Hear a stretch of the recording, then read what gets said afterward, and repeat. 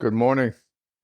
It never ceases to amaze me and fill me with wonder that we're alive, that we have a chance to be here to share, but individually, without the context of being involved with a podcast, just to be able to wake up in the morning and open one's eyes. It's an amazing thing. Share in this world of ours, one's moments, reflections. It's a gift.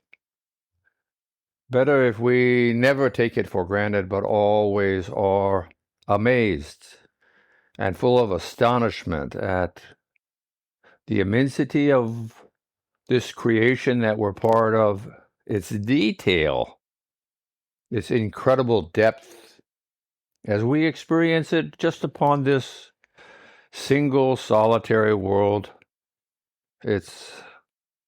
Everything is a bundle of miracles. It need not just be us. Being comfortable, being in a place, in an environment where we are undisturbed and can focus our resources on becoming more calm, attaining a sense of ease and tranquility, being appreciative of being alive. This morning in my dreams, as I'm sure for many of us, this conflict in the Middle East comes up in our minds. And it is a huge problem for those that live there. And it is more than just a political problem. It is one of man's relationship with man. And in thinking about this, for me personally, it comes down to the following.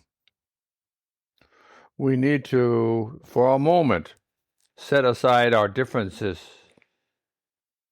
and realize that everyone is a cousin. No matter what philosophy they hold or religion they practice.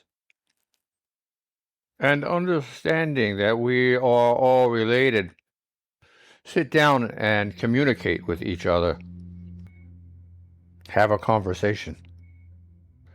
We try, with all the strength that we have, to imbue, to acquire, to allow to well up in ourselves a sense of compassion for each other, for ourselves, but for everyone, for the people that we're in dispute with. Empathy, compassion. We need to look and make happen compromise between parties if there are disagreements that can't be completely settled. But compromise. Work towards an end. And we need to corroborate to make this occur. 5 C's. Cousins, communication, compassion, compromise, corroborate. And 1H, hope. We need this. They need this. We all need this, be it in the Middle East or be it in Europe or in Vietnam and Cambodia, Myanmar, or in the Sudan. Our world is full of war and strife, foolishness, but it is more than foolishness because people are dying from it. Human lives are being lost. Animals, plants, resources are being destroyed. For what? For shallowness, for a lack of thinking, for ignoring the basic principles of life itself. Where is the sense of responsibility? Where is the stewardship that we are supposed to share and exhibit. I felt and feel pretty good with this line of thinking because it is a test for mankind on how one is going to respond. Does your hair bristle? Are you angry? Or are you afraid? It is for hope, then, the 1H. It's the 5 C's in 1H. It is hope that we can make these things work. This is the role of our civilizations, our cultures, our religions. Where is the reaching out for peace? Anyway, I felt good that this is how it settled in my mind. To me, it was a test in my sleep. Remembering we are one family. No matter whom we are, no matter what religion or culture we're part of, what society, no matter. Everyone, Homo sapien, on this planet is our relative. We're 99.6% the same in our DNA from evolution. Many people would say, Zoran, why are you talking about this? What does this have to do with meditation and mindfulness? And the answer is, it has everything to do with this. It is not that I want to lead you down a path where you can put your head into the sand and ignore the problems or the potential solutions at hand. It is just the purpose of being mindful. We can think critically with wisdom and maturity and experience, finding solutions to what we consider to be problems.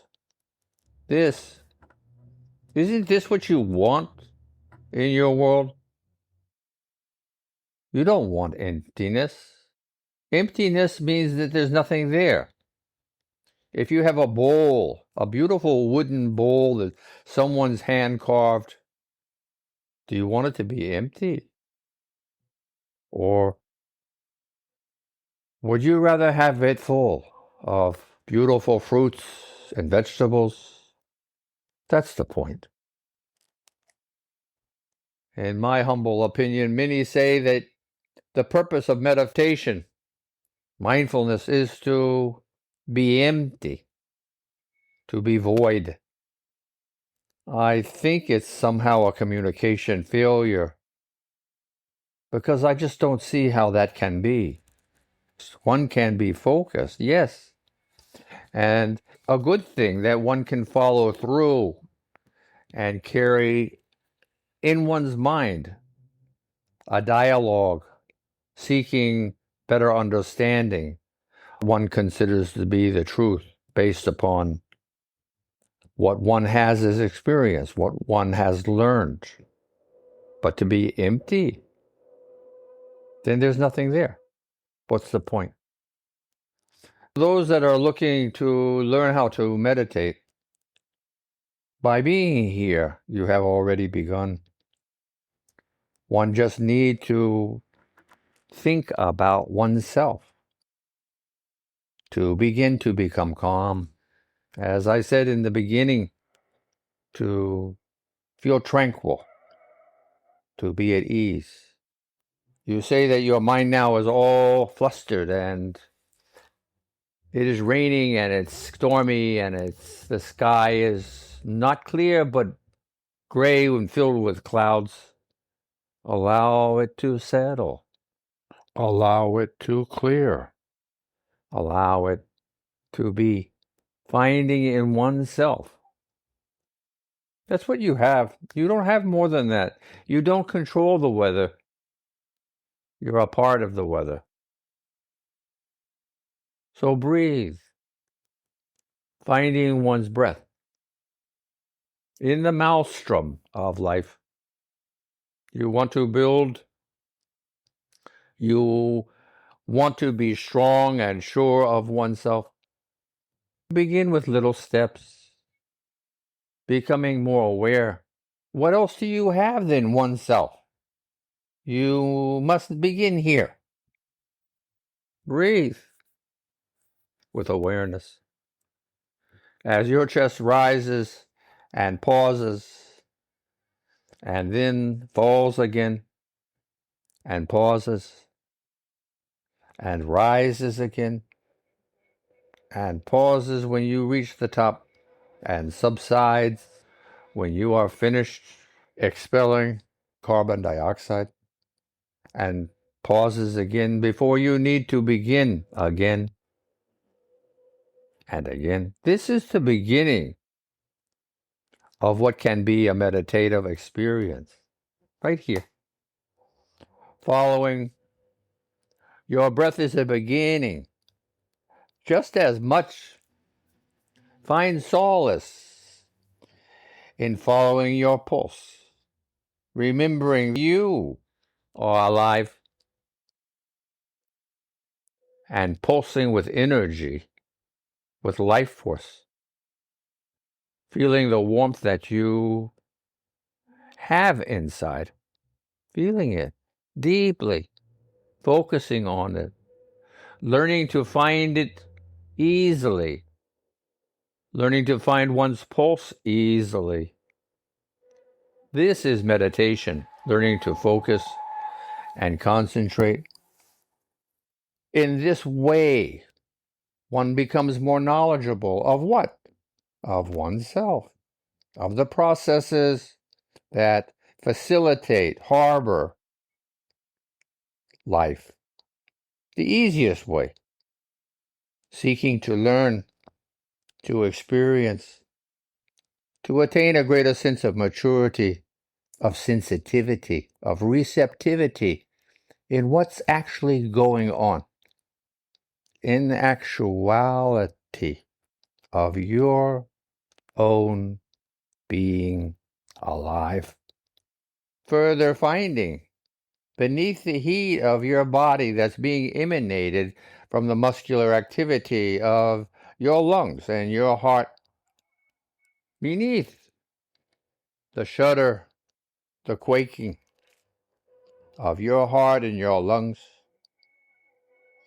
find the vibration, the shimmer of your life force throughout your body. This is meditation, allowing oneself to fill with the awareness that we are alive, that we are bundles of miracles from an evolution over 3 billion years old. Yes, you and I. Finding awe, finding a sense of reverence and astonishment that that's how old we are. That's how long it's taken. That's how old our DNA is, how old we are. Life after life after life after life. So many generations, it's in the millions. That's whom we are. Bundles of miracles. Not taking for granted this respiratory process that we share. How long did it take for the ability to breathe to materialize? How long did it take for the formation of a heart to help circulate life-giving oxygen to our cellular bodies? How long? Millions of years? Bundle of miracles? Yes. And with the wisdom we share, with our eyes that we can see beyond the clouds to the stars. And with our science and technology, with our innovative abilities, with our tinkering hands and our fleet feet, with our sensitive ears, nose, and mouth, humbling awareness of the immensity and the breadth and the width and the depth of creation, humbled by this, and appreciative that we have a chance, we have an opportunity to think, to grow, to learn, to know, to experience, to become more mature, to become wiser in our own being. This is the goal of meditation and mindfulness. Know thyself. To thine own self be true. You know these phrases. Know thyself. Please continue thinking about the world, our relationship to the world, and to ourselves. Being mindful of one's processes that support life. Finding solace in your recollection of just how lucky we are. Continuing on your own. Namaste.